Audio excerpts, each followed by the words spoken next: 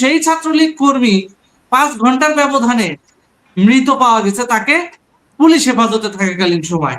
তার মানে রাত্রে হয় তাকে টর্চার করা হয়েছে কিংবা তাকে বিষ প্রয়োগ করা হয়েছে, অথবা মানসিক ভাবে তাকে এতটা যন্ত্রণা দেওয়া হয়েছে তার কাছে মনে হয়েছিল যে এই পুলিশি যন্ত্রণার চেয়ে, মানসিক যন্ত্রণার চেয়ে মৃত্যু অনেক আরামদায়ক। হয়তোবা সেই জায়গা থেকেও মৃত্যুর কোলে ঢলে পড়তে পারে, কারণ ফরিদপুর মেডিকেল কলেজে যখন তাকে নেওয়া হয় আমরা জানতে পারি সে মৃত। এই বিষয়গুলো নিয়ে আজকে খোলামেলা আলোচনা হবে। স্টুডিওতে উপস্থিত রয়েছেন গাজীপুর মহানগর থেকে আলরিয়াদ অন্তর, তিনিও ছাত্রলীগের রাজনীতির সঙ্গে ওতপ্রোতভাবে জড়িত। একই সাথে আমাদের সঙ্গে নিয়মিত যিনি থাকেন আমাদের রাশেদ হায়দার ভাই, তিনিও উপস্থিত আছেন। আপনাদের দুজনকেই স্বাগত আমার অনুষ্ঠানে। ধন্যবাদ সাব্বির, তোমাকে এবং দর্শক শ্রোতা মন্ডলীকে, এবং রিয়াদকেও ধন্যবাদ। রিয়াদ আমাকে শুনতে পাচ্ছেন? জি, শুনতে পাচ্ছি। আমি প্রথমেই রিয়াদের কাছে জানতে চাইবো, এই যে রাজনৈতিক সহিংসতা, বিশেষ করে ফরিদপুরের ঘটনাটা, এটা তো পুলিশি হেফাজতে মৃত্যু, এটা তো রাজনৈতিক সহিংসতা না, কিন্তু এটার পেছনে কিন্তু রাজনৈতিক সহিংসতা কাজ করে। কারণ মনস্তাত্ত্বিক ভাবে এখন বর্তমান সরকার এবং বর্তমান সরকারের পুলিশ মনেই করছে ছাত্রলীগ যুবলীগ মানে এরা হচ্ছে জুলুম করার জন্য একটা পারফেক্ট বস্তু। এই বিষয়টাকে তুমি কিভাবে দেখছো, বা আপনি কিভাবে দেখছেন প্লিজ? না, দেখেন, এই গত 5ই আগস্টের পর সমগ্র বাংলাদেশ জুড়ে যেই সহিংসতা আমরা দেখেছি তার প্রাতিষ্ঠানিক রূপ দিয়েছে দখলদার অন্তর্বর্তীকালীন অবৈধ ইউনূস সরকার, এবং তার সহযোগী হিসেবে ছিল জামাত এবং বিএনপি। সেই যে শুরু হয়েছে এখন পর্যন্ত সেটা কিন্তু চলমান রয়েছে।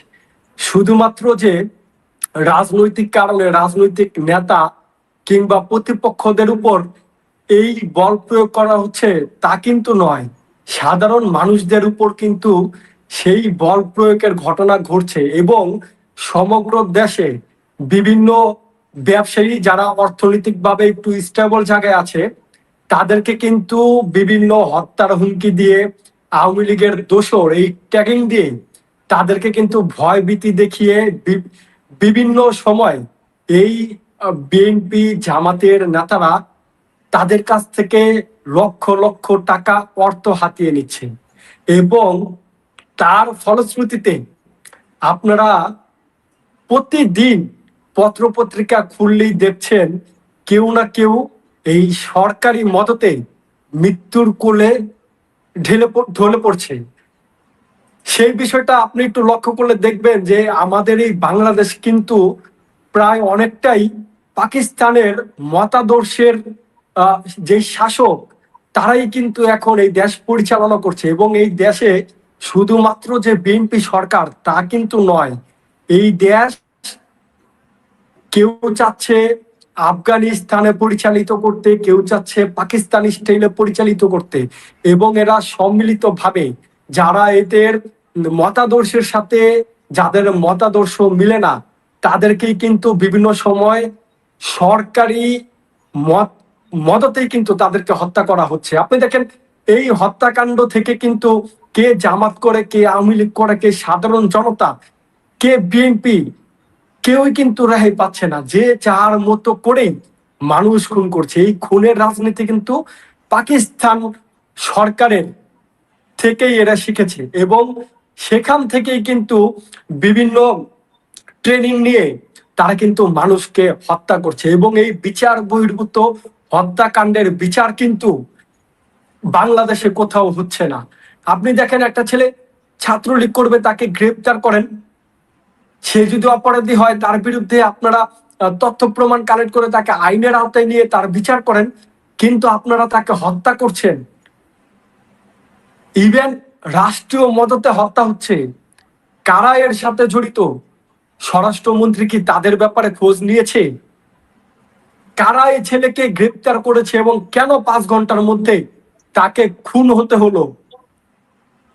এই বাংলাদেশ আমরা চেয়েছি। 30 লক্ষ শহীদের বিনিময়ে যেই বাংলাদেশ অর্জিত হয়েছে, সেই বাংলাদেশে একজন সাধারণ নাগরিককে ধরে নিয়ে আপনি হত্যা করবেন?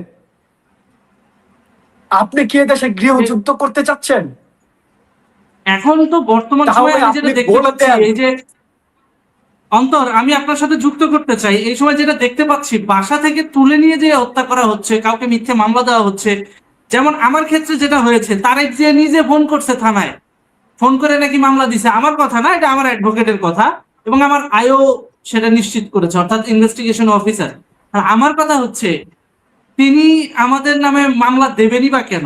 তিনি, তার সঙ্গে যদি শত্রুতা থাকে আওয়ামী লীগের বড় কোনো নেতাদের সাথে, সেটা তারা বুঝবে। আমরা কি করি?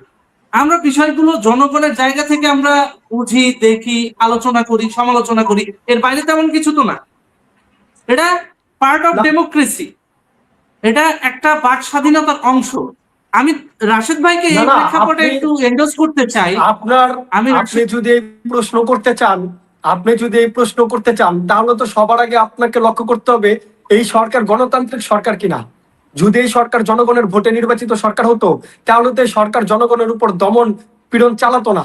আজকে মানুষের বাড়িতে বাড়িতে গিয়ে খুঁজে হচ্ছে কে আওয়ামী লীগ করে, কে তাদের মতাদর্শের সাথে কার মিল নেই, তারা খুঁজে ধরে ধরে নিয়ে যাচ্ছে। এটা তো আমরা মুক্তিযুদ্ধের সময় থেকে একদম, একদমই তাই। আমি করেছি।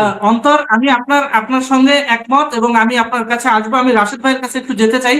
রাশেদ ভাই, আমাকে শুনতে পাচ্ছেন? হ্যাঁ, শুনতে পাচ্ছি।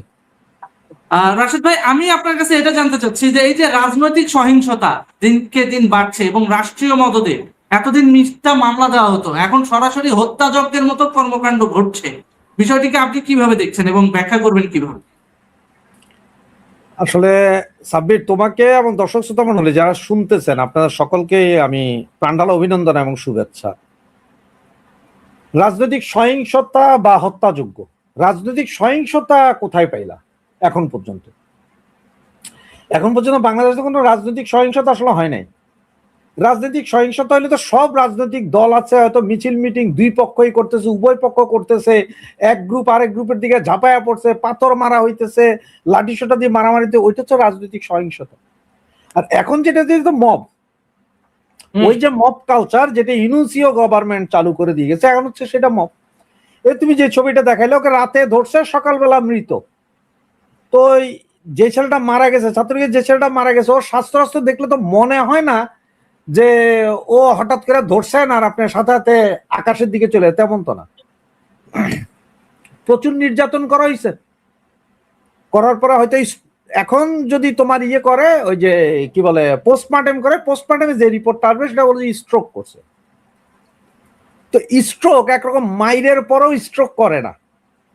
এটা হয়তো দেখো তারা মারার সময় যে পলিথিন দিয়া দিছে, মুখের উপর পলিথিন সহ ঢাইকা দিছে, যে পলিথিনের যে ব্যাগ আছে ওইটা দিয়া ঢাইকা দিয়া গিট মাইরা এরপরে পিড়াইছে।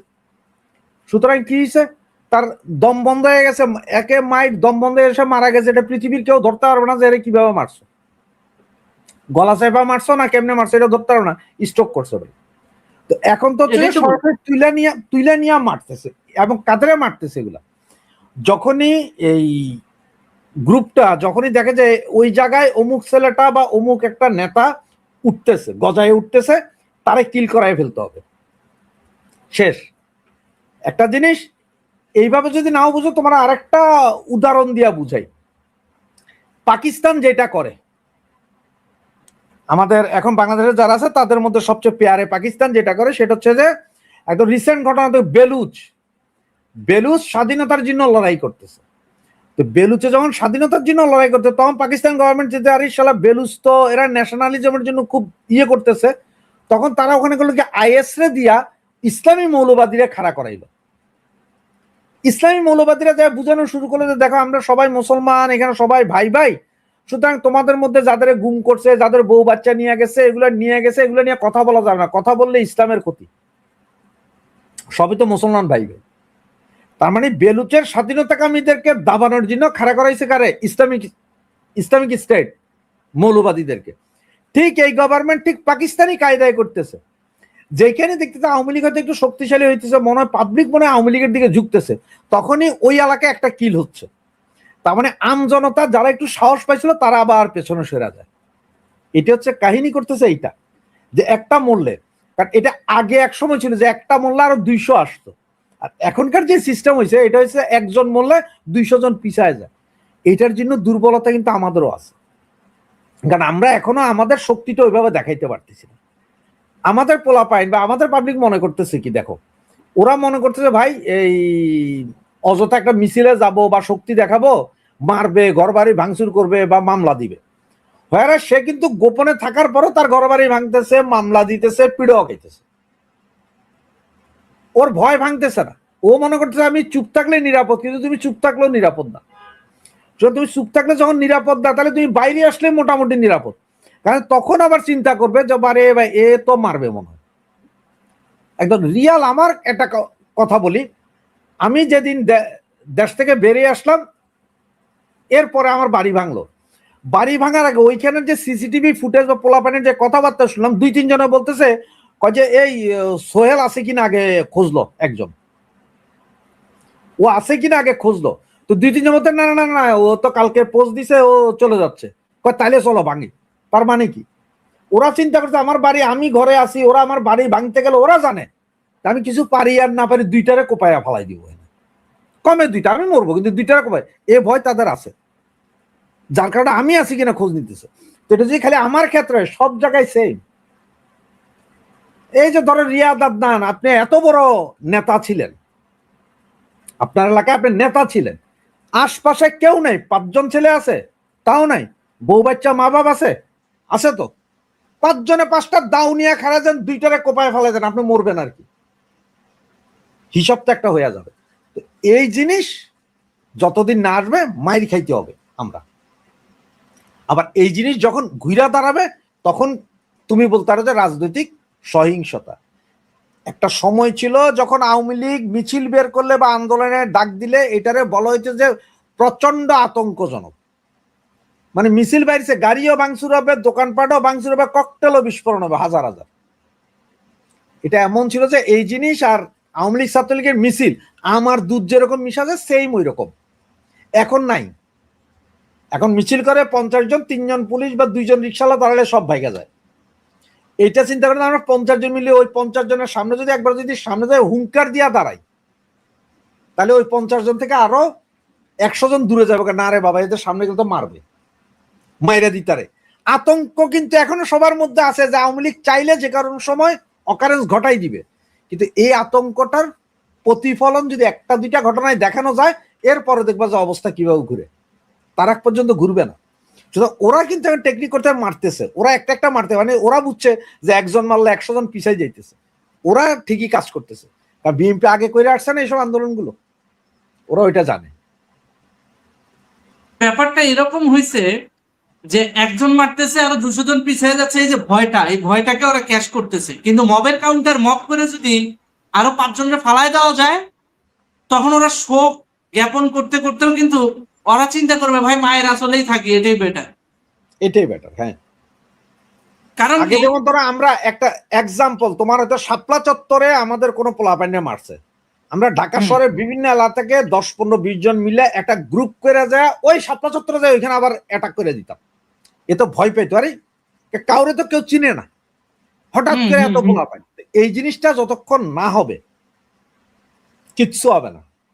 আপনাদের 90 দশকের আন্দোলনের সময় আপনারা কি করেছিলেন, এটা যদি আমাদেরকে একটু জানান। মানে ওই সময় আপনারা যখন মিছিল করতেন, ব্যাকআপ টিম কিভাবে কাজ করতো, অভিজ্ঞতার আলোকে জানালে হয়তোবা নতুনরা একটু শিখবে। ব্যাকআপ টিম বলতে কি জানো, আমরা ধরো 90 দশকে যেসব মিছিল মিটিং গুলো হইতো, একজন জয় বাংলা স্লোগান দিয়ে আগাইতেছে, এইবার 2 সাইড থেকে নামতো, ব্যাকআপ টিম থাকতো। সাইকেল ম্যাক্সিমাম আমাদের সময় সাইকেল বা ওই যে পায়ে টানা রিক্সা। তো দেখা যায় রিক্সার উপর আমরা যে ভাঙা ইট আছে না, ছোট্ট ইট, একটু বড় বড় ইট ভাঙা, 4-5 বস্তা ভাঙা ইট রাখতাম, বস্তা ভরে এগুলো সব বাঁধা থাকতো। অথবা সাইকেলের পেছনে ক্যারিয়ারের মধ্যে 2 বস্তা ইট তুলে দিছে। রিক্সা হয় আমাদের মিছিল থেকে 100 হাত সামনে, অথবা আমাদের মিছিলের ঠিক 10 হাত পেছনে থাকতো। যেই কোনো সমস্যা দেখতো, ওই হেকর থেকে হয়তো রিক্সাটা সাইড করে দিয়া ওই রিক্সার পাম্প গেছে গে, এরকম মানে রিক্সা ঠিক করতেছে, অতক্ষণে কিন্তু আমরা কিন্তু ওই যে ইটের বস্তা থেকে ইটলিয়া মারা শুরু হয়েছে। সাইকেল আলা হলে সাইকেল নিয়ে কাইতে অযথা রাস্তায় পড়ে গেছে, ইটের বস্তা খুলে গেছে, ওখান থেকে পাত্তর লেয়া মাই। তোমার এই যে ইয়ে আছে কি বলে পালেট বলে, শিপের কাঠ কতগুলো যে বক্সের মতো শিপের কতগুলো ওই খোলা খোলা বক্স আছে যেখানে মাল রাখে, ওই পালেতের ওই লাঠিগুলা খুলে নিতাম। তো বড় বড় লাঠিগুলো 3 ফিট 3.5 ফিট, 2 টুকরা মাঝখান থেকে, আর আবার মাঝখান থেকে 2 টুকরা, মানে চিকন চিকন লাঠি হয়ে যেত। এগুলা ধরো একটা রিক্সার পাশে ওই রশি দিয়া বাইন্দা দিতেছে, পুলিশ ধরলে কি কইবা তুমি? আরে ভাই আমি তো আমার ঘরের কাজের জন্য নিতেছি। পাথরওয়ালা যেমন কইতে পারে যে ভাই আমি তো ঢালাইয়ের জন্য নিতেছি। এ লাঠি গ্যাঞ্জাম লাগছে, আস্তে লাঠি, লাঠি তো ঝুলা রয়েছে রশিতে, রশি খুলে দিছে, ওখান থেকে লাঠি নিয়ে দৌড়। টেকনিক ছিল, এগুলো টেকনিক ছিল। এখনকার পোলাপানের মতো আমরা মিছিলেই লাঠি নিয়ে দাঁড়, মিছিলে তুই লাঠি নিয়ে ঢুকলি তো বাকিরা সাবধান, যে বেটার কাছে লাঠি আছে, তোমার চালান দিতে সুবিধা, ছবি তুলে চালান দিব, পাথর আছে তুমি ছবি তুলে চালান দিব। কিন্তু তুমি যখন রাস্তার মধ্যে যখন হঠাৎ করে পাথর পড়ে গেছে, কে বুঝা সারছে যে এই পাথর আমিই ফালাইছি, কারণ যে বেটা ফালাইছে বেটা তো পাকার পার সাইকেল নিয়ে, যে বেটা লাঠি ছিল এই সাইকেলে এ বেটা কাইটিয়া পড়ে গেছে সাইকেল, এখান থেকে পোলাবেন লাঠি দিয়ে, পরের দিন পত্রিকা দিন নিউজ আসবে যে এদের মিছিল থেকে মিছিলের ভয়ে একজন লাঠি নিয়ে পড়ে গেছে, তার লাঠি দিয়ে তারা পিটাপিটি করছে। নর্মাল নর্মাল যেটা সায়েন্স, এগুলো পোলাপাইন এখনো বুঝে না, ওদের কাছে তো আরো উন্নত টেকনিক আছে, ওরা বুঝে না। কিছু কিছু সাম্প্রতিক যে মিছিলে একটা নারী গ্রেপ্তার হলো আপনি দেখেছেন, এটা নিয়ে গতকালকে আলোচনা হচ্ছিল একজনের সাথে। তা আমি বললাম যে আপনারা ব্যাকআপ টিম রাখেন নাই কেন? আমরা ব্যাকআপ টিম রাখছি, আমরা মাইক্রো নিয়েছিলাম। বেটা তুই মাইক্রো নিয়ে একটা মাইক্রোতে কয়জন আটে? কয়জন একটা মাইক্রোতে? সাড়ে কয়জন? হাইস্ট গেলে 10-15 জন। আর তুই কয়টা মাইক্রো দিয়ে ব্যাকআপ দিবি? এটা কি বিয়ে বাড়ি যে মাইক্রো টু মাইক্রো নিয়ে যাবি? জমিদারের পোলাপাইন যখন নামে এসির বাতাস খাইতে হয়, তখন তাদের দিয়ে কিছু হবে না, রক্ত আর ঘাম জড়াইতে হয়। 30 থেকে 35টা ছেলে ছিল, ওই এক উবার ড্রাইভার সেই মহিলার কলার চাপছে, তোরা 5টা পোলা যায় যদি 5টা বাড়ি দিতি মাথায়, 5টা ঘুষি দিল, মহিলারা ছেড়ে দিত, চলে যেত। আমার কথা সেটাও না, আমার কথা সেটাও না। তোমরা মিছিলে আসো, কথার কথা 500 জন 200 জন ব্যাকআপ থাকো, এই 200 জনের কাজে হবে, এই 200 জন হচ্ছে হিটম্যান থাকবে। কাউকে ধরেছে, তোরা যা হিট কর, ছাড়ে দে। মানে মবের কাউন্টার মব, ওরা আসতেছে 2000 বা ওদের অ্যারেঞ্জমেন্ট 2000, তোদের অ্যারেঞ্জমেন্ট হলো 5000, তাহলে তোরা 2000 জন লোক থেকে ভাগিস কি জন্য? মিছিলটা কোন রোডে যাবে, মিছিলটা কোন রোডে যাবে, সেই রোডে নরমাল জনতার মতন দাঁড়ায় থাকলেই তো হয় 2-4 জন করে মিছিল ছেড়ে যাবে। এই যে 5ই আগস্টের আগে পরে 5ই আগস্টের আগে পরে যে বড় বড় মিছিল, এটা 4-5টা মিছিল, সায়েন্স ল্যাবরেটরির মোড়ের একটা মিছিল আমি দেখছি, 17-18টা ছেলে পেলে, এরা মিছিল করতেছে, যেই না মিছিল করতেছে এই দেখতেছে রাস্তার পাশে 2 পাশে মানুষ দাঁড়ায় দেখতেছে। এরপরে কতক্ষণ পরে যখন পুলিশ আসছে, তখন দেখতেছে আস্তে আস্তে 2 পাশ থেকে লোকগুলো নামতেছে, মিছিল বড় হয়ে গেল, মিছিলের আকৃতি প্রায় 200-300-400 হয়ে গেছে। পুলিশ ছিল মাত্র 7-8 জন, সুতরাং পুলিশ পিছিয়ে আসতে বাধ্য হয়েছে। এটা টেকনিক। আমাদের পোলাপাইন ওরে বাবা রে, এরা কি মিছিল করবে তার আগে আমরা মিছিলে যাব, এইটার ভিডিও ফুটেজ আগে দেয়, আমরা মিছিলে যাচ্ছি, আমরা মিছিলের প্রস্তুতি নিচ্ছি, আমরা পতাকা বানাইতেছি, আমাদের সাথে ওই মেয়ে আসবে, এগুলোর ফুটেজ দিতে থাকে তারা। মানে এটা মনে হয় তারা আন্দোলন করতে হয়েছে, তারা তাদের নিজের প্রচার। আর তুমি মিছিলে দেখো, মিছিলের সামনে দিয়ে দাঁড়াইয়া ওনারা ওই সেলফির মতো করে ভিডিও করবে, যাতে তার চেহারা আগে দেখা যায়। তো এগুলা কইরা আন্দোলন হবে না, এগুলা করে মিছিল হবে না, এগুলা করে কিছুই হবে না। এগুলো হচ্ছে যে নেতারা দেখাইতে পারবে, নেতারা দেখাবে আর কি, যে দেখেন আমরা মিছিল করাইছি, ওই করাইছি, এগুলো নেতারা দেখাবে। ওই নেতার নেতৃত্বে রাশেদ ভাই, মবের কাউন্টার মব না দিতে পারলে এই মিছিল করে কোনো লাভ নাই। আপনারা 200 জন মানুষ দেখে 2000 জন যদি ছত্রভঙ্গ হয়ে যান, লাভ কি? গ্রেপ্তার তো এমনিতেও হইতে হবে, আপনার বাড়ি থেকে তুলে এনে মামলা দিতেছে। ওইটা তো তোমাকে আগেই বললাম যে মবের কাউন্টার মব। আরে ভাই মবের কাউন্টার মব দেওয়া লাগবে না তো, হাজার হাজার সমন্বয়ক বাইরে ছিল প্রতি এলাকায়, প্রত্যেকটা এলাকায় সমন্বয়ক বাইরে ছিল। এতদিন কি কইছে ভাই ইনুস ক্ষমতা, এখন তো বিএনপি ক্ষমতায়, সমন্বয়কটা বিএনপিও পিঠে জায়গায় জায়গায়, তোমরা যে উল্টে পিঠে দাও না কেন? 2-4-5টার পন্দের মধ্যে অ্যান্টিকাটা চালাই দাও না কেন? ওই 2-4-5টা যখন পড়তে থাকবে একের পর এক, খবরে যে বাবারে মাইর মনে হয় শুরু হয়েছে, তখনই দেখবে 60% লোক নাই। 2-4টা মিছিল থেকে যখন মাইর শুরু করবে মিছিলের সাথে সাথে, তখন আম জনগণ করবে যে বাজি মারামারি শুরু হবে যে কোনো মুহূর্তে। ওই মিছিলের জয় বাংলা শুনলে দেখা যায় গোটা এরিয়া খালাস শেষ, মাইর দিতে হবে, এখন মাইরে আইতে হবে, মাইরে ছাড়া হবে না। বুঝতে মাইর পেরেছি। ছাড়া আমি যদি ওই যে গান্ধীবাদী নীতিতে চলেন তো চলতে পারবেন, কিচ্ছু হবে না। না, গান্ধীবাদী না, এরা তো নেতাবাজি নীতিতে চলতেছে। নেতাদের দেখাচ্ছে যে আপনি একটু আগে যেটা বললেন সেলফি তুলা, আমি ছিলাম মেসি পিছিলে। আরে বেটা তুই ছিলিস, আগে দরকার বৃহৎ ভাবে সাকসেস আনতে হবে, তারপর কে ছিল কে ছিল না এটা গ্রুপ বাই গ্রুপ যখন টান দেওয়া হবে অটো পাওয়া যাবে যে তার কার গ্রুপে কে ছিল, তাই না? মবের হ্যাঁ। কাউন্টার মব যদি না দিতে পারে, যেমন সেদিন ওই মহিলাটাকে ধরলো একটা উবার ড্রাইভার, ওরা 5-7 জন যায় যদি কানে কাপালে 2-4টে দেওয়া শুরু করে, ও এমনি তো সোজা সামান্য ফোন মানে 4-5 জন না 10 জন ফোন দিছে তাই তো কই যে পুরা ইয়ে হয়ে গেছে। আর এরা এখন ক্ষমতায় যায়, এদের লাইবিলিটিস এতটা বেড়ে গেছে, এরা ওই ফুটপাতে মারামারি করতে আসবে না, ঠিক আছে?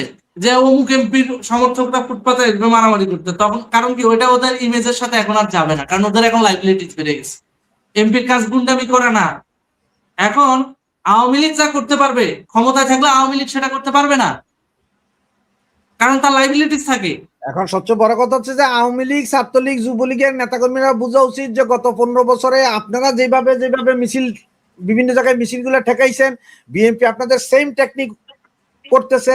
সেই জায়গায় আপনাদের লগে গ্যাদারিং করে বিএনপি কিভাবে মিছিল করছে, মিটিং করছে, সেগুলো আপনারা রপ্ত করতে পারেন। সমস্যাটা এটা। সেটাই। সবাই তো দোয়া তুলসী পাতা ছিলেন না।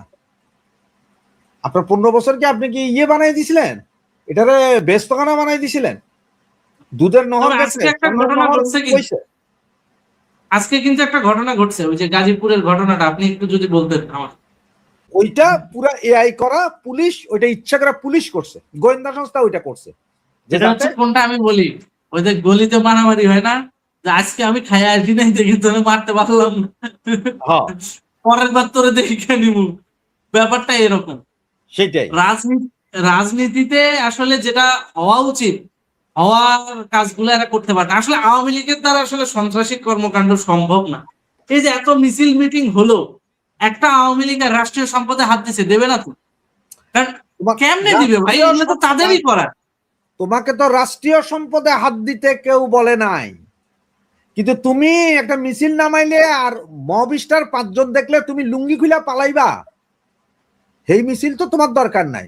খালি ওই যে ফেসবুকে লেখবা শেখ হাসিনাকে আনতে হবে, শেখ করো 500 ফেক আইডি দিয়া পোস্ট করো, ওই 500 লোক নামও তো একবার নাইমে একটু দেখাও না, এটা নাই মইরা যাবে। আমি বহু পোলা পান্ডে বলছি, ওরা মানে জান দিবে শেখ হাসিনা এলে। আমি যাই, এই যে 32 নম্বর যখন ভাঙলো তখন আপনারা 5 জন পোলা পেট্রোল ডাইলে আগুন জ্বালায় দিতেন, আমি তুমি 10 লাখ টাকা করে আপনাকে পরিবারে হেডান থাকলে করেন। তখন কয়ে ভাই আপনারা তো বিদেশ বৈশা বলতেছেন সেই জন্য এই জন্য ভালো। ওই হারামজাদারা, আমি বিদেশ থেকে তো কইছি আমার পরিবার নাই, আমি কি এতিমখানার পোলা, আমার ফ্যামিলি অত্যাচার সহ্য হয় না। তোরা বাংলাদেশে থাকা গুন্ডামি, বদমাশি, বান্দামি সব তো তোরাই করছস, করসটাই কোনটা? 100 জনের সেঞ্চুরি কি আমি করছিলাম? করছস তোরা। তোগো দায় কেন এখনো আমি নিমু? 100 সেঞ্চুরির দায় আমি কেন নিমু? তখন তো আমার কথা মনে আসিল না। তখন তো বাতাসে রাস্তায় হাঁটলে বাতাসও কইতে যে আমি যুবলীগ, আমি ছাত্রলীগ, আমি অমুক ভাইয়ের নেতা। আরে একটা অবস্থা, তোগো যন্ত্রণায় যাইতামও না, এলাকায় গেলে রাস্তায় বাইরিতাম না তোগো যন্ত্রণায়। এখন তোরা পলাশ কে থাউস না কে, এত বড় বড় গুন্ডা। আমি আপনার এই কথাটাকে একটু রিয়াদের কাছ থেকে জানতে চাই। রিয়াদ তো দীর্ঘদিন গাজীপুর মহানগরের ছাত্র রাজনীতির সঙ্গে জড়িত ছিল, পায়ে পায়ে নেতাদের সাথে টক্কর লাগতো পদ দেওয়ার সময়, তাই না অন্তর? এখন সেই নেতারা কোথায়? আমাদের ব্যাপার হচ্ছে দেখেন, সারা গাজীপুরে শুধুমাত্র ছাত্রলীগেরই 50,000 নেতা কর্মী তাদের নিজেদেরকে প্রতিষ্ঠিত করার জন্য ব্যবহার করেছে। রাজনীতিটাকে একটা ইনকামের বিষয়বস্তুতে রূপান্তরিত করা হয়েছিল। আমাদের যেই আদর্শ, আমরা আদর্শিক কথাবার্তা বলি, সেই আদর্শ কতজন নেতার মধ্যে আছে সেটা কিন্তু একটা অনেক বড় প্রশ্ন।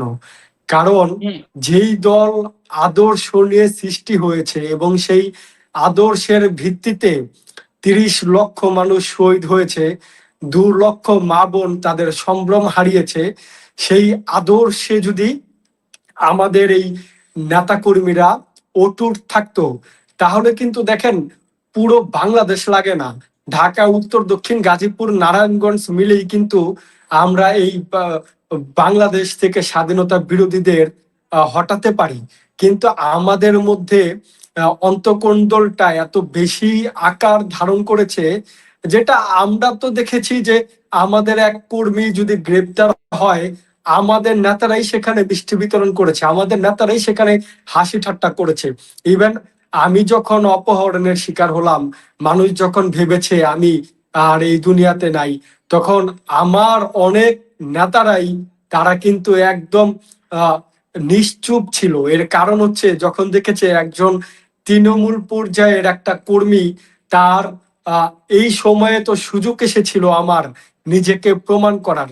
যখন দেখেছে আমি অনেক ভালো করছি, তখন এরা ভেবেছে ও হয়তো বা ভালো করলে আমাদের এই নেতৃত্ব দেওয়ার জায়গাটা থাকবে না, সুতরাং ও মরে গেছে বা ও মরে যাবে, মরে যাওয়াটাই ভালো।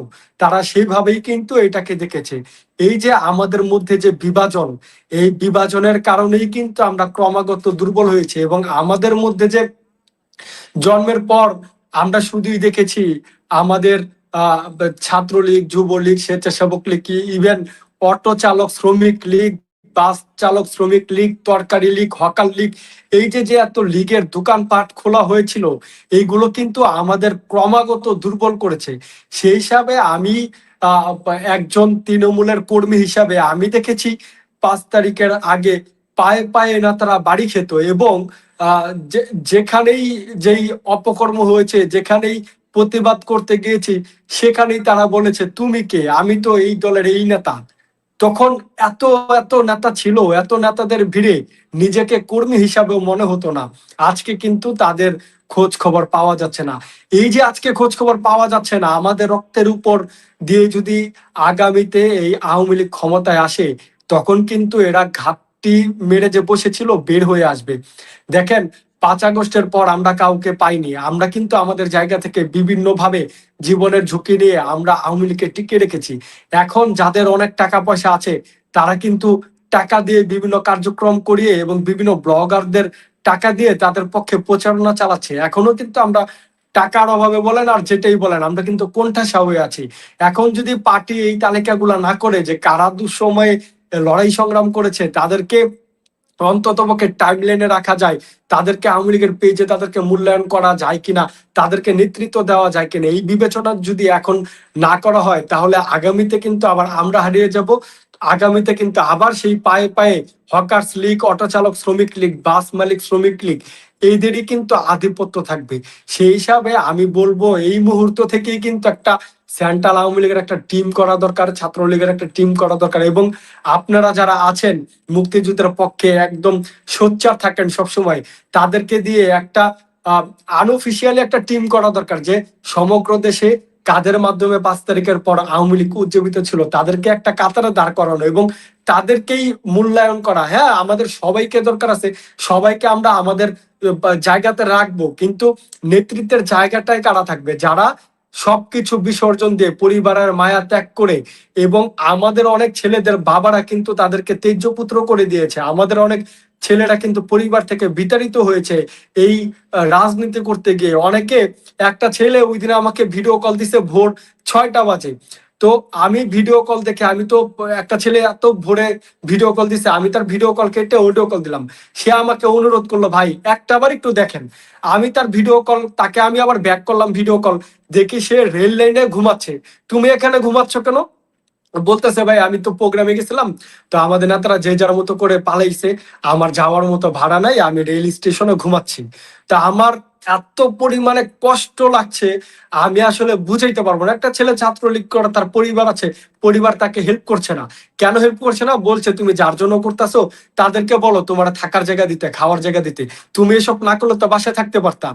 তো সে এত কিছু মেনে নিয়ে কাজ করতেছে, কিন্তু আমরা কিন্তু তাদেরকে ওই মূল্যায়নটা করতে পারছি না। আমরা কাদের মূল্যায়ন করছি? যারা গত 2 বছর ঘাপটি মেরে বসেছিল, এখন তাদের এই টাকার জোর আছে, একটা ব্লগারকে 10,000 20,000 টাকা দিয়ে বলছে আমার পক্ষে একটা ভিডিও ব্লগ করে দাও। তারা ভিডিও ব্লগ করে বলছে অমুক নেতা কি প্রয়োজন, তারা কর্মীদের পাশে দাঁড়ায়, টাকা দিচ্ছে, এই দিচ্ছে সেই দিচ্ছে। এইভাবে কিন্তু তাদেরকেই আবার প্রমোট করা হচ্ছে। কিন্তু এই যে দুর্দিনের যে ছেলেটা, যার ভিউয়ার্স নাই, যার সাথে এত বড় নেতাদের সম্পৃক্ত নাই, তাদের বিনিময়ে আজকে দেখেন যারা গ্রেপ্তার হচ্ছে। আজকে একটা ভিডিও দেখলাম, পুলিশ জিজ্ঞাসা করছে, মোহাম্মদপুর থেকে 10 জনকে গ্রেপ্তার করছে, প্রত্যেককে জিজ্ঞাসা করছে তোমার পরিচয় বলো। সে নাম বলছে তুমি রাজনৈতিক কোন পদ আছো, বলছে আমি সাধারণ কর্মী, আমার রাজনৈতিক কোনো পদ নেই। এই ছেলেদের দায়িত্ব নেওয়াটা তো এখন ফরজ হয়ে গেছে, কিন্তু আমরা তাদের দায়িত্ব নিচ্ছি না। আমরা কি করছি, আমরা ওই যে বিদেশে আত্মগোপনে ছিল 2 বছর, তাদের কাছে তো কোটি কোটি টাকা আছে, তারা ওই টাকার বিনিময়ে নিজেদেরকে প্রমোট করছে, নিজেদের জন্যই কাজ করছে। যখন এরা দেখবে যে আওয়ামী লীগের একটা ভালো সময় আসছে, তখন এরা 2 লাখ 5 লাখ টাকা খরচ করে তারা ব্লগারদের দিয়ে তাদেরকেই প্রমোট করবে। সুতরাং দিন শেষে কিন্তু আমি আপনার সাধারণ কথার কর্মীরা সঙ্গে নীরবে আমি নিবৃত্ত আপনার থাকবে। কথার সঙ্গে আমি আপনার কথার সঙ্গে একমত। এটা বাস্তব এবং সত্য, এবং আমি ব্যক্তিগতভাবে এইটার একটা রূঢ় বাস্তবতার কথা বলি। কিছু কিছু ব্লগারদেরকে, হ্যাঁ, এরা পালে, টাকা দিয়ে পালে, ঠিক আছে, টাকা দিয়ে পালে যে তুমি আমার কথা বলবা। দেখবেন কোনো না কোনো ব্লগার কোনো না কোনো এমপির আমব্রেলার নিচে আছে, ঠিক আছে। প্রথম প্রথম আমরাও ভাবতাম এই আওয়ামী লীগের এমপি হয়তো দলের স্বার্থে কিংবা এই যে দেশের এই পরিস্থিতির স্বার্থে সে আমাদেরকে পেট্রোনাইজ করছে। কারণ আমি যখন জেলে ছিলাম, একটা এমপি কিন্তু আমার জামিনের ব্যাপারেও আমার ফ্যামিলির সঙ্গে বেশ ভালো কন্ট্রিবিউশন করছে। কিন্তু পরে যখন দেখলাম ডে বাই ডে যে তারা চেষ্টা করছে নিয়ন্ত্রণ করার জন্য, দেখেন আমি কাদেরকে প্রমোট করব, যারা মাঠ পর্যায়ে সত্যিকার অর্থে মাঠ পর্যায়ে কিংবা উপর মহলে যেমন জাতিসংঘ থেকে শুরু করে অন্যান্য জায়গায় যারা দলের জন্য এক্স্যাক্টলি কাজ করছে, কিন্তু আপনি ওই দলের জন্য কাজ করাকে এটাকে ফুটানোর জন্য আপনি টাকা দিয়ে একটা পিআর টিম বানাবেন। ব্যবসা, এটা কি ব্যবসার জায়গা? দল কি ব্যবসার জায়গা? মোটেও না। আপনি নেতা হয়েছেন, আপনি আপনার রাজনৈতিক কর্মীরা আপনারা প্রমোট করবে। আমার মতো ব্লগার কি আপনাকে প্রমোট করার রাইটস রাখে? আমরা তাহলে কি কাজ করব? ব্লগাররা তাহলে কি কাজ করবে, বা ইউটিউবাররা কি কাজ করবে, বা জার্নালিস্টরা কি কাজ করবে? জার্নালিস্টরা কাজ করবে বিভিন্ন ইস্যু নিয়ে, বিভিন্ন ইস্যুতে সেখানে দেশের কোনটা ভালো হয়, দেশের কোনটা খারাপ হয়। যেমন সাম্প্রতিক একটা ইস্যু গেল, খেয়াল করে দেখবেন, বাংলাদেশে একটা হিন্দু প্রদেশের দাবি তুলছে। এই যে এইটা নিয়ে গবেষণামূলক আমি কিন্তু গতকালকে একটা রিপোর্ট করেছি। সাংবাদিক, জার্নালিস্ট, ব্লগাররা এই ইস্যুগুলো নিয়ে কাজ করবে যে কোন জায়গাটায় ফ্যাক্ট আটকে আছে। তা না, তারা এখন কি করতেছে, ব্যক্তিগতভাবে নেতাদের প্রমোট করা শুরু করছে, যেটা সম্পূর্ণ খারাপ। কেন, এখানে তো ছাত্রলীগের একজন সাবেক কর্মী হিসেবে তো আমি আপনাকেও ডাকছি, তারপরে যুবলীগের লোক হিসেবে আমাদের রাশেদ হায়দার ভাইও আছে। আমরা কি ব্যক্তিগতভাবে আপনাদের প্রমোট করছি? না, আমরা কিন্তু ইস্যুগুলো নিয়ে আপনাদের সাথে আলোচনা করছি, ঠিক কিনা? তো যখন আপনি ফ্যাক্ট ফাইন্ডিং করবেন, আপনি ইস্যুগুলো নিয়ে কাজ করবেন, তখন অটোমেটিক্যালি আপনার কথা এবং আপনার কাজ যখন এক হবে, আপনাকে সাধারণ মানুষ এমনি প্রমোট করবে। আমার মতো ব্লগার বা ইউটিউবারের দরকার কি? আপনি আপনার কর্মীর কাছে যান। ঠিক একই কথা অন্তর্দিটা বললো একটু আগে, যে আমার কর্মীরা ভোর 6টা বাজে ফোন দিয়েছে, তোমার এক ছাত্রলীগের সহযোদ্ধা, যে ভোর 6টা বাজে ফোন দিয়ে সে কি বলছে, যে সে রেল স্টেশনে ঘুমাচ্ছে, কারণ তার কাছে বাড়ি ফেরার মতো টাকা নাই, সে প্রোগ্রামে আসছিল। ঠিক কিনা? এটাই তো গল্প অন্তর। তো এখন এই সমস্ত কর্মীরা যারা হচ্ছে কোনো নেতাকে গুরু মানে না, কোনো ভাইলেট করে না, শুধুমাত্র দলকে ভালোবাসে, তাদের দায়িত্ব নেওয়ার জন্য তো আমি একটা আপনার সাথে আলাদাভাবে একটা জিনিস অ্যাড করছি। দেখেন, আমি তো বলুন প্লিজ, শুনছি আমরা। আমি আপনার সাথে একটা বিষয় অ্যাড করছি। দেখেন, আমি তো কোনো না কোনো নেতার সাথে কাজ করেছি সুসময়ে, আমি তো কোনো না কোনো নেতার কর্মী ছিলাম। 5 আগস্টের পর তো আমার খোঁজ খবর কেউ নেয়নি। এখন বিষয় হচ্ছে, যেহেতু আমার খোঁজ খবর আমার কোনো নেতা রাখেনি, দ্যাটস মিন আমি তো বাংলাদেশের সবচেয়ে বেশি অ্যাক্টিভ ছিলাম, এবং 2024 সালের 15ই আগস্টের প্রোগ্রাম একমাত্র এই বাংলাদেশে আমি করেছি। যেহেতু আমার খোঁজ খবর রাখেনি, দ্যাটস মিন তারা কারো খোঁজ খবর রাখেনি। কিন্তু দেখি আমার নেতাদের প্রমোটও কোনো না কোনো ব্লগার করছে। তার মানে এখানে কি দাঁড়ায়? এবং একটা বিষয় হচ্ছে, তারাই কিন্তু আগামীতে এই গাজীপুরকে নিয়ন্ত্রণ করবে, এবং কিছু কাজ করবে ব্লগারদেরকে টাকা পয়সা দিয়ে, কিংবা এই যে সাধারণ কিছু অসহায় কর্মীদেরকে টাকা পয়সা দিয়ে এমন কিছু কাজ করবে, তখন আমরা কিন্তু স্রোতে হারিয়ে যাব, এবং তারাই নেতৃত্ব দিবে। যখন তারা নেতৃত্ব দিবে, তখন তো বলবে, তোমাকে যখন চুপ করে থাকতে বলছিলাম তুমি তখন চুপ করে থাকো নাই, তখন তুমি বিভিন্ন কার্যক্রম করছো, এতে করে আমাদের ক্ষতি হয়েছে। হ্যাঁ, তোমাকে তো আমরা এই মূল্যায়ন করতে পারবো না, তখন আমরা কার কাছে গিয়ে বিচার দিব? আজকে আমাদের এই সিচুয়েশনের প্রায় 2 বছর হয়ে গেছে। এখন পর্যন্ত এখন পর্যন্ত কারা কোন জেলায় সবচেয়ে বেশি ভূমিকা রাখছে তাদের তো একটা লিস্ট হয়নি। আপনারা দেখেছেন যুদ্ধের পরে আমাদের কিন্তু মুক্তিযোদ্ধা মন্ত্রীকে নিয়ে অনেক প্রশ্ন আছে। তিনি একটা মানুষের জন্ম হয়েছে, আপনার তার বয়স হয়েছে 40 বছর 45 বছর, সেও কিন্তু মুক্তিযুদ্ধের সার্টিফিকেট পাইছে। প্রায় 2000 ভুয়া মুক্তিযোদ্ধা তারা কিন্তু দিয়েছে। পরবর্তীতে কিন্তু আমাদের মতো যারা এই দুঃসময় লড়াই সংগ্রাম করা যোদ্ধা, তাদেরও এরকম সার্টিফিকেট দিয়ে দিবে, যাদেরকে আমরা কখনো দেখিনি মাঠে মাঠে ঘাটে বা রাজপথে আন্দোলন সংগ্রামে আমরা দেখিনি, তাদেরকে কিন্তু এই নেতারা সার্টিফিকেট দিয়ে দিবে। সুতরাং দলের উচিত হবে একটা ডাটাবেস তৈরি করা। এই ডাটাবেস তৈরির মাধ্যমে তা থাকবে কারা কারা এই দুঃসময়ে রাজপথে ছিল, এবং শেখ হাসিনার এই প্রত্যাবর্তন বাস্তবায়নে কারা কাজ করেছে, তাদের একটা ডাটাবেস থাকা আবশ্যক। যদি এটা না থাকে তাহলে আমাদের মতো নেতাকর্মীরা হারা যাবে এবং দুধের মাছিরা কিন্তু আবার এই জায়গাটা দখল করবে। পরে কিন্তু আরো বেশি আমাদের এই প্রাণের দল কিন্তু আরো বেশি দুর্বল হয়ে যাবে, তখন আর কিচ্ছু করার থাকবে না। এখন শেখ হাসিনা আছে, তার কিন্তু যথেষ্ট বয়স হয়েছে, তিনি যেটা বুঝেন তিনি যেটা করেন এটা কিন্তু পরবর্তী নেতৃত্ব করতে পারবে না। সেই হিসাবে নেত্রী থাকতেই কিন্তু আমাদের মূল্যায়নটা করা দরকার। আমাদের শেষ আশ্রয়স্থল কিন্তু শেখ হাসিনা, সে থাকতে থাকতে কিন্তু আমাদের মূল্যায়নটা করে যাওয়া উচিত বলে আমি মনে করি। জি, আপনাকে ধন্যবাদ। আমি একটু রাশেদ ভাইয়ের কাছে আসতে চাচ্ছি। রাশেদ ভাই, আপনি বিষয়টাকে কিভাবে দেখছেন? এই যে কথায় কথায় বিভিন্ন ব্লগাররা বিভিন্ন নেতাদেরকে প্রমোট করছে এবং নেতারাও এই সমস্ত ব্লগারদেরকে টাকা দিয়ে দিয়ে পালতেছে, অমুক এমপির পাইচু তমুক এমপির পাইচু, ব্যাপারগুলো আপনি কিভাবে দেখছেন? এটা বলার আগে তুমি জাস্ট নিচের থেকে কমেন্টস এর নিচের থেকে 4 নাম্বার কমেন্টসটা একটু উঠাও। হ্যাঁ, আমি ঠিক এর আগে যখন বলতেছিলাম তখন আমি বলছিলাম যে অনেকেই বলবে যে ভাই আপনারা তো বিদেশের নিরাপদ দূরত্বে আছেন। এই যে ভাই লেখছে ইউটিউব আর রাস্তার মিছিল এক জিনিস না, মুখে বলা সহজ করাটা কঠিন। যে ভাই বলছে ওই ভাইয়ের চেহারাও দেখা যায় না, ওই ভাইয়ের চেহারাও নেই। এবং এইটা ম্যাক্সিমাম লেখে কারা জানো? এই সবগুলো এগুলা আওয়ামী লীগের ছাত্রলীগ করে, এগুলা গত 15 বছরে চান্দাবাজি করছে হারামজাদা গুলা। তো তাদের আব্বুদের তাদের আব্বুদের জিগাইতারে 90-এর আন্দোলনে নূর হোসেন মরতো না যদি তোদের মতন থাকতো। এখন ওইটা নাই। এরশাদ পিরিয়ডের আন্দোলনে ওরা ওই যে জলকামান যেটা আছে, জলকামান প্রথম আনছে এরশাদ, গরম পানির সাথে একটা কালার মিশাইতো, এ কালার দিয়া মাইরা দিত, কোনো বাধা নাই, পুলিশ মারতো না, কিছু না, ওই ভিজাই দিছে সবাইরে। এরপরে রাইতে যায় ঘরে ঘরে টোকাইয়া বাইর করছে। কেন জানো? এই শার্টের ভিতরে পড়ছে তো রং, গোসল করলো আর রং উঠে না শরীর থেকে। আমার শার্ট খুলে আমি তোমারে দিলাম, তুমি হয়তো একটু পড়ছো, তোমার গায়ে রং লেগে যাবে। এমনও আছে, আমার ফ্রেন্ড আছে, হে মিছিলে গেছিল, হের সারে লজিং মাস্টার, উনি ওর শার্টটা পইরা বসছে গরমকাল, ওখানে ওনার লাগছে, বেচারা যায় নাই, কি মাইট তারে আর্মি ধইরা। আন্দোলন ছিল এটা। তো এখন যারা কয় ইউটিউবে, আরে বেটা ইউটিউবে আমরা তো চেহারা দেখাই, তো আমগো কি বাপ মা ভাই বোন নাই? আমগো কিছু নাই। এই যে প্রতিবার বইয়া কইতেছি যে পাশায় অ্যান্টি কাটার মার, এইটা অফেন্স, এইটার জন্য আমার ফাঁসির আদেশ দিতে পারবো। আমরা এখানে বইয়া যে কইতেছি ককটেল বানা মাইরা দে ককটেল, এইটাও অফেন্স, ধরতে পারবো। তোদের তো সেই সাহসও নাই। সুতরাং তোরা লেংটি ইন্দুর ওই যে তোরা ওই ইয়ে করিস না, আন্দোলন সংগ্রাম শিখাইস না। আমাদের চেহারা তো দেখলে বাংলাদেশের যে কেউ চিনবে। এদের কাজটা কি, এরা কি করে? একটা কথা আমি ওই যে কথা আমি মাঝে মধ্যে কথা আমি বলতে চাই না, তার কারণ হচ্ছে কি জানো? যে তুমি কিছু করে বলো আমি যুবলীগ না, আমি যুবলীগ না ভাই, আমি আওয়ামী লীগের ভালো হোক এইটা চাই। তবে ভালো আওয়ামী লীগের ভালো হোক, তার মধ্যে থেকে আওয়ামী লীগের চোর গুলা সব বাতিল হোক, পরিশুদ্ধ আওয়ামী লীগ হোক, চোর ছাড়া আওয়ামী লীগ হোক।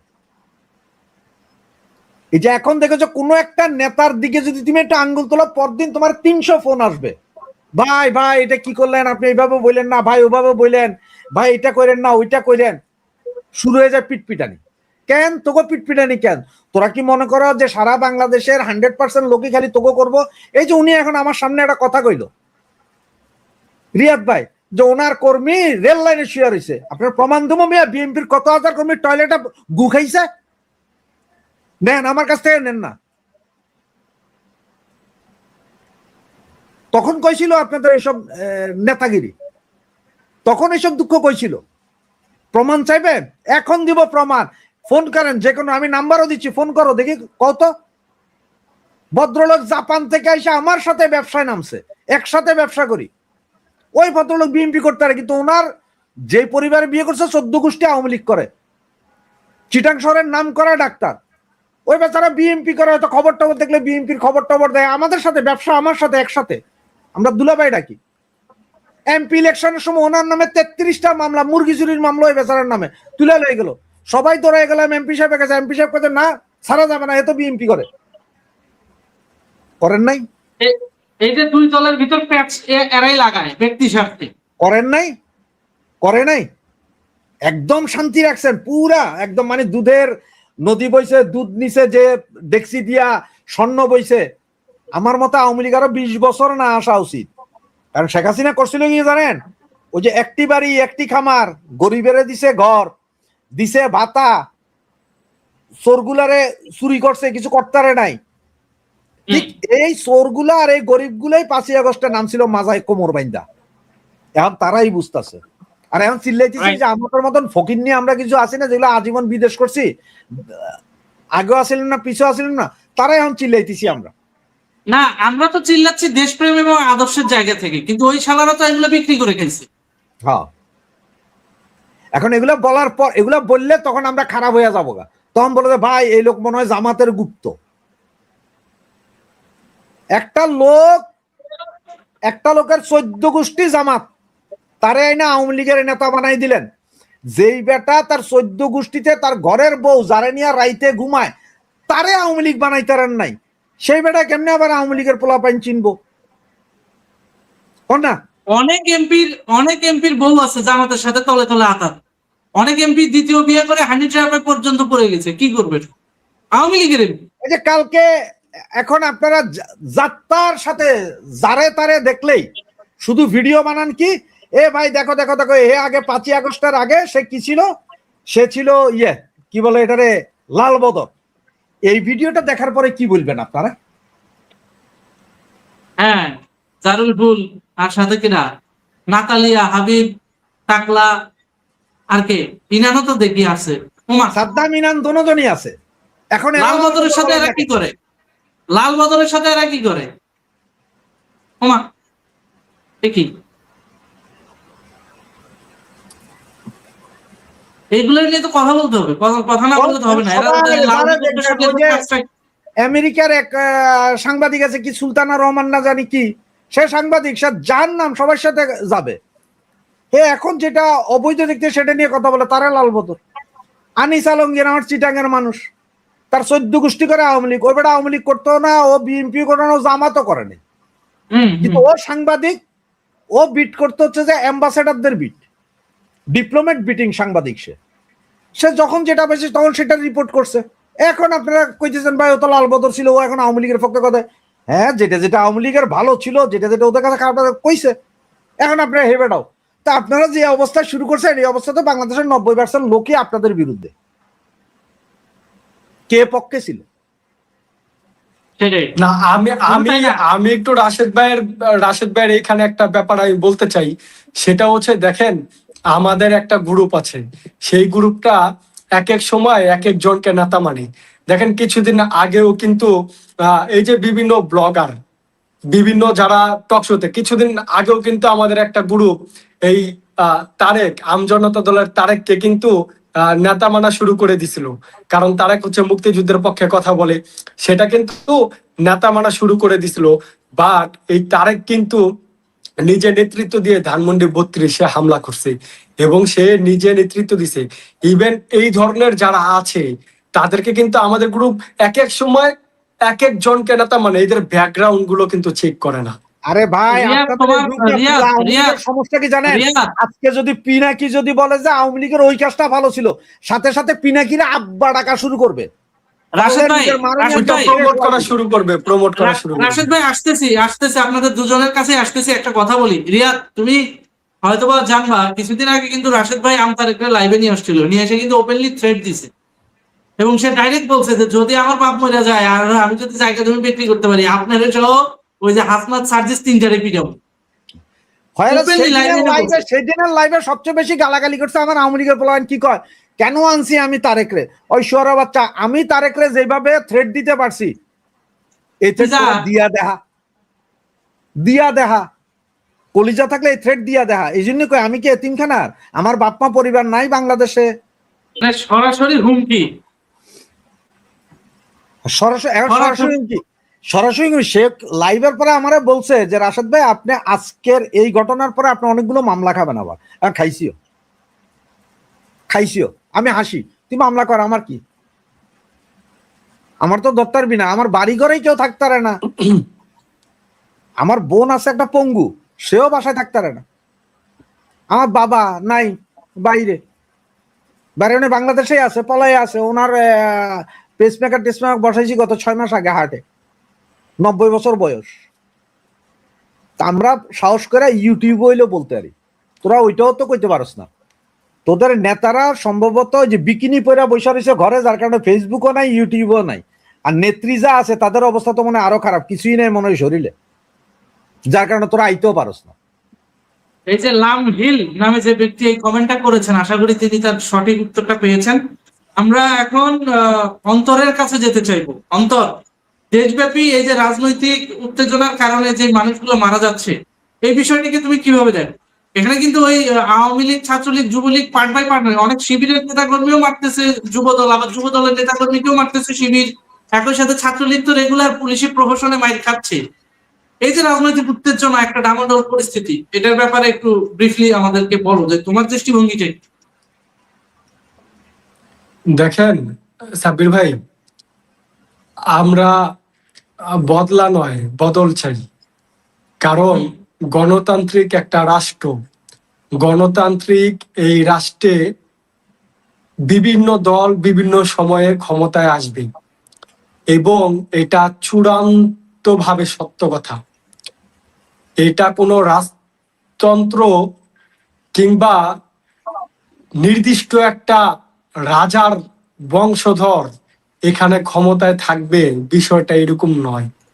এখানে বিভিন্ন সময়ে বিভিন্ন রাজনৈতিক দল, কখনো তত্ত্বাবধায়ক সরকার, কখনো অন্তর্বর্তীকালীন সরকার, এবং কখনো সেনাবাহিনীও ক্ষমতা নিতে পারে। কিন্তু আমরা যারা রাজনৈতিক নেতৃবৃন্দ আছি, আমরা পারস্পরিক যেই শ্রদ্ধাবোধ, সম্মানবোধ, এটা আমাদের বজায় রাখতে হবে। দেখেন, একজন পুলিশের উপর আক্রমণ হলে সকল পুলিশ সদস্য কষ্ট পায়।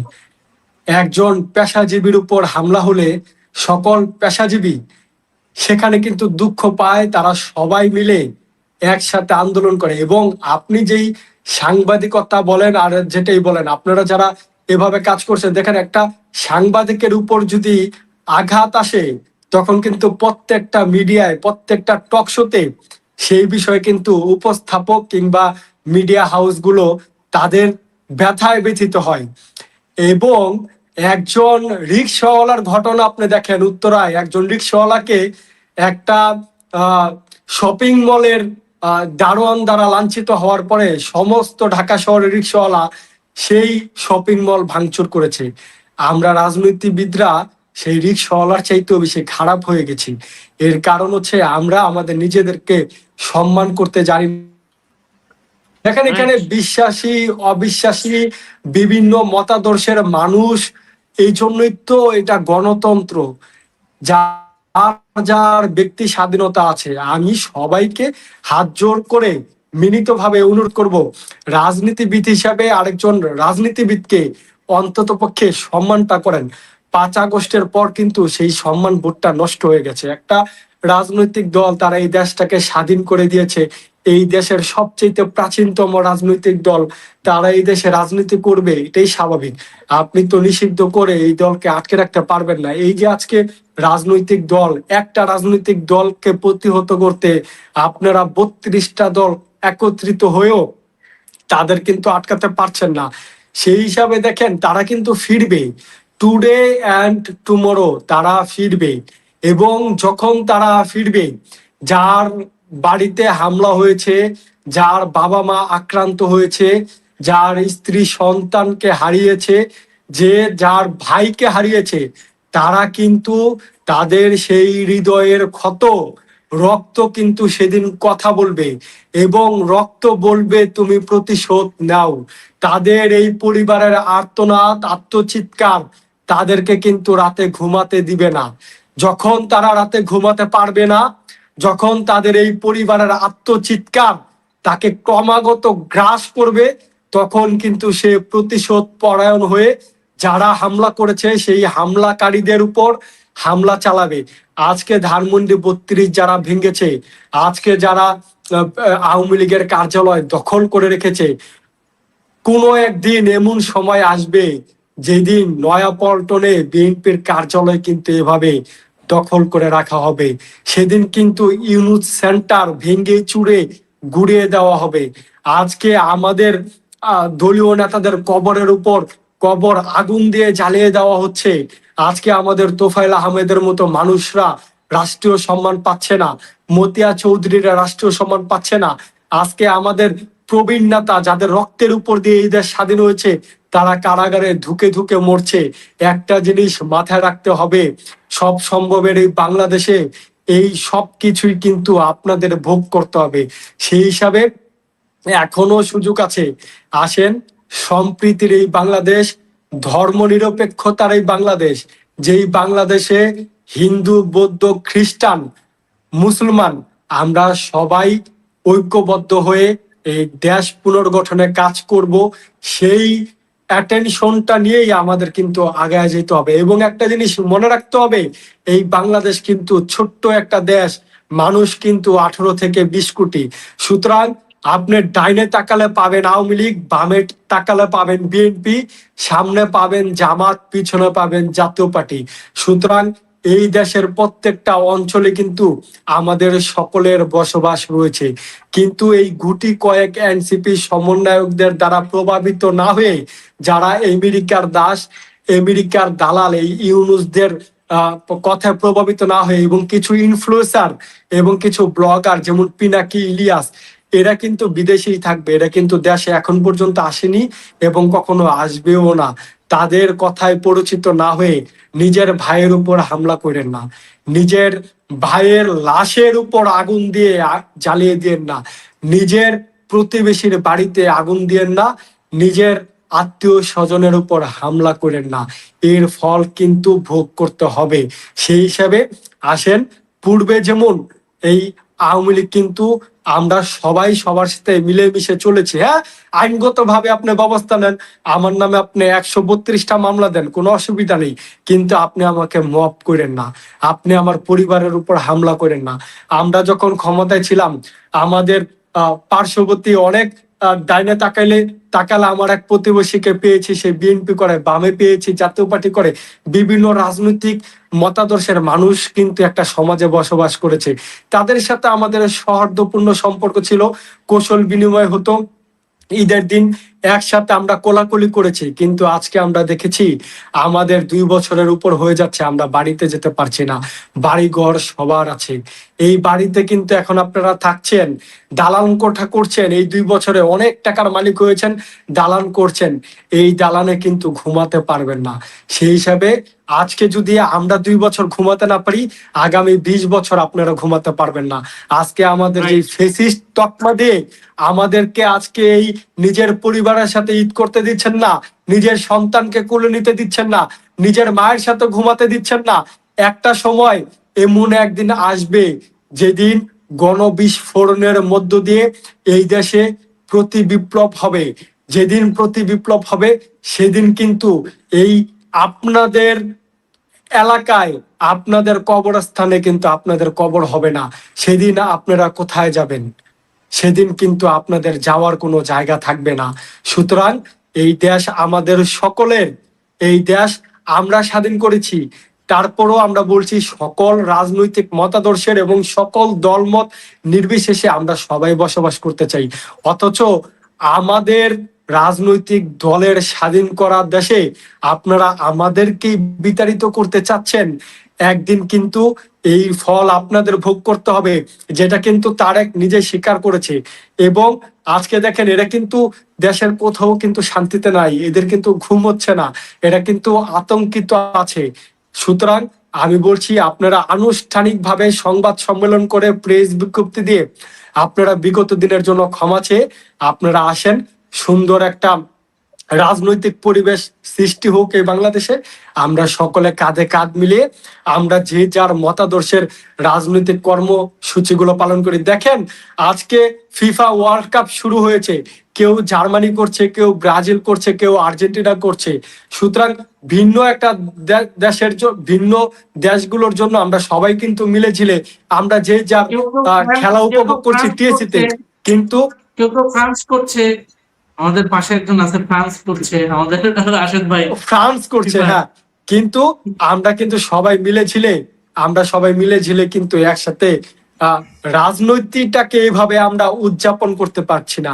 এই ব্যর্থতা গণতন্ত্রের ব্যর্থতা, কারণ এই দেশে গণতন্ত্র নেই বলে আজকে নির্বিচারে রাষ্ট্রীয় মদতে আমাদের নেতা কর্মীদেরকে হত্যা করা হচ্ছে, আমাদের ভিন্ন মতাদর্শের কর্মীদেরকে আজকে কিন্তু গুম করা হচ্ছে।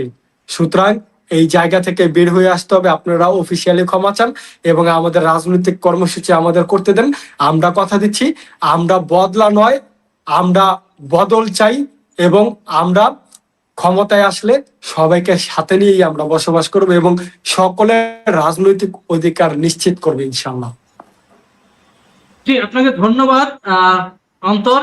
রাশেদ ভাই, আমরা অনুষ্ঠানের প্রায় শেষ পর্যায়ে, প্রায় 1 ঘন্টা 7 মিনিট হয়ে গেছে। আমরা অনুষ্ঠানটি আজকে এখানেই শেষ করতে চাই। আপনারা দুজনই ভালো থাকুন, সুস্থ থাকুন। দেখা হবে পরবর্তী ভিডিওতে অন্য কোনো টপিকে কিংবা অন্য কোনো দেশ সংক্রান্ত বিশেষ কোনো টপিকের উপর, বিশেষ কোনো ইস্যু নিয়ে। তো ততক্ষণ পর্যন্ত আপনারা ভালো থাকুন, সুস্থ থাকুন। দেখা হবে পরবর্তী